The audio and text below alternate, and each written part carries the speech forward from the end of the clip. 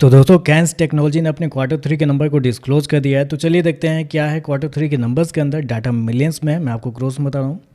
तो देखिए पिछले क्वार्टर में कंपनी 906 करोड़ का रेवेन्यू जनरेट की थी ऑपरेशन के थ्रू, पिछले साल 661 करोड़ के आसपास, जबकि अभी देखें तो बढ़ के 804 करोड़ आपको जाता हुआ देखने को मिला। तो साल दर साल जाते हैं तो साल दर साल कंपनी के रेवेन्यू के अंदर तेजी आपको देखने को मिली। लगभग 21% के आसपास का जंप है कंपनी के रेवेन्यू के अंदर साल दर साल। जबकि क्वार्टरली बेस पे जाते हैं तो क्वार्टरली बेस पे कंपनी के रेवेन्यू के अंदर गिरावट भी आपको देखने को मिले।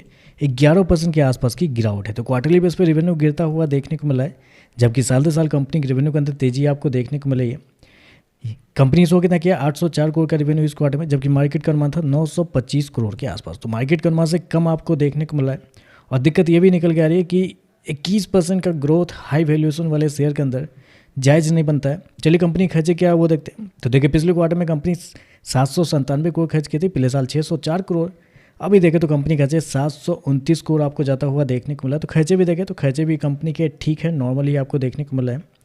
चलिए कंपनी का प्रॉफिट क्या निकलता है वो देखते हैं। तो देखिए पिछले क्वार्टर में कंपनी 121 करोड़ के प्रॉफिट में थी, पिछले साल 66 करोड़ के आसपास, जबकि अभी देखें तो कंपनी का प्रॉफिट 76 करोड़ आपको जाता हुआ देखने को मिला। तो साल दर साल जाते हैं तो साल दर साल कंपनी के प्रॉफिट के अंदर तेजी आपको देखने को मिल रही है।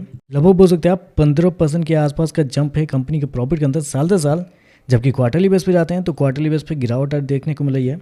लगभग बोल सकते हैं 37% के आसपास की गिरावट है। तो क्वार्टरली बेस पे कंपनी के रेवेन्यू प्रॉफिट दोनों गिरते हुए देखने को मिले। लेकिन ईएमएस वाली कंपनी है तो ईएमएस वाली कंपनी के नंबर्स को मोस्टली आपको साल दर साल ही देखा जाता है। तो इसलिए मैं कंपनी के रेवेन्यू प्रॉफिट दोनों आपको बढ़ते हुए देखने को मिले, लेकिन उतने नहीं बढ़े हैं जितने बढ़ने चाहिए। हालांकि अभी भी तो इनलाइन आपको देखने को मिला, क्योंकि मार्केट का अनुमान भी 77 करोड़ के आसपास था। तो प्रॉफिट आपको इनलाइन आपको देखने को मिले, लेकिन 15% का जंप, वो भी हाई वैल्यूएशन वाले कंपनी को लेके थोड़ा सा कम आपको देखने को मिला है।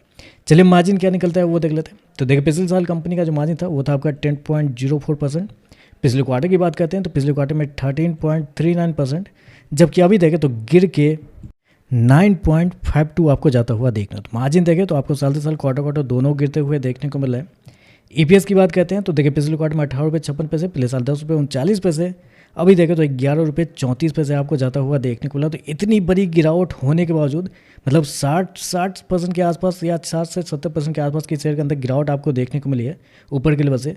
फिर भी अगर इस प्राइस पे अगर आप शेयर देखने के लिए जाते हैं, 36 रुपये के आसपास है, उस पर अगर शेयर का प्राइस, उस पर पी निकालने के लिए जाते हैं तो लगभग अभी भी 70 के प्लस के पी पे शेयर आपको ट्रेड करता हुआ देखने को मिला है। और दिक्कत ये है कि 70 के प्लस वाले पी पे अगर कंपनी का प्रॉफिट साल दर साल 15% बढ़ रहा है और कंपनी का रेवेन्यू 21% बढ़ रहा है, तो ये तो नॉर्मल पी वाले शेयर की तरह कहानी कंपनी बता रही है। हालांकि ईएमएस वाली कंपनी का बुरे दिन चल रहे हैं अभी, इस वजह से शेयर के अंदर गिरावट भी है, कंपनी के परफॉर्मेंस भी थोड़े से कमजोर आपको देखने को मिल रहा है हर एक ईएमएस वाली कंपनी के।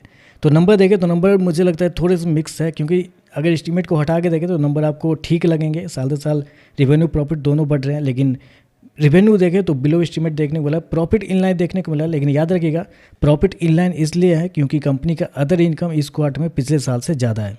पिछले साल से देखते हैं 24 करोड़ का डिफरेंस आपको वहीं पे देखने को मिला है, 24 करोड़ का।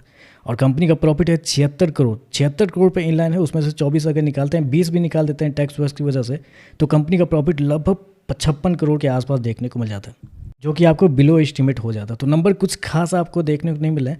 बस अच्छी बात यहाँ पे यही निकल के आ रही है कि कंपनी के शेयर बहुत ज़्यादा गिर चुके हैं। डिक्सन के साथ भी यही प्रॉब्लम हुआ था, शेयर बहुत ज़्यादा गिर चुके थे और रिजल्ट के बाद थोड़ी सी गिरावट आई, लेकिन उसके बाद से निचले स्तर से शेयर फिर से भागता हुआ देखने को मिल रहा है। तो बस आप यही उम्मीद कर सकते हैं कि अगर नीचे से शॉर्ट कवरिंग आ जाए तो फिर शेयर होल्डर के लिए अच्छी बात होगी, वरना नंबर देखें तो नंबर कुछ खास आपको देखने को नहीं मिल रहा है। मार्जिन गिर रहे हैं, रेवेन्यू आपका बिलो एस्टीमेट है, प्रॉफिट इनलाइन है क्योंकि कंपनी का अदर इनकम बढ़ता हुआ देखने को मिल रहा है।